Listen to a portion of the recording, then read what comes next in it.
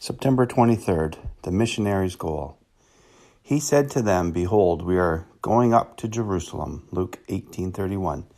From My Utmost for My Highest by Oswald Chambers. The missionary's goal. In our natural life, our ambitions change as we grow, but in the Christian life, the goal is given at the very beginning, and the beginning and the end are exactly the same, namely our Lord Himself. We start with Christ and we end with Him, till we all come to the measure of the stature of the fullness of Christ. Ephesians 4:13. Not simply to our own idea of what the Christian life should be. The goal of the missionary is to do God's will, not to be useful or to win the loss.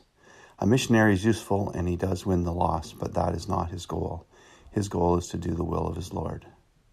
In our Lord's life, Jerusalem was the place where he reached the culmination of his Father's will upon the cross, and unless we go there with Jesus, we will have no friendship or fellowship with him.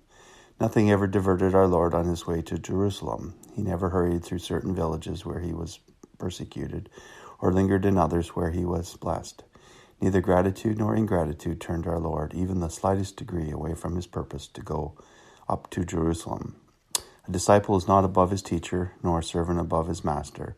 Matthew 10:24. In other words, the same things that happened to our Lord will happen to us in our way to our Jerusalem. There will be works of God exhibited through us. People will be blessed, and one or two will show gratitude. Well, the rest will show total ingratitude, but nothing must divert us from going up to our Jerusalem. There they crucified him. Luke 23:33.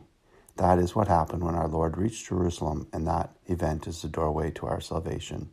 The saints, however, do not end in crucifixion, but the Lord's grace, they end in glory.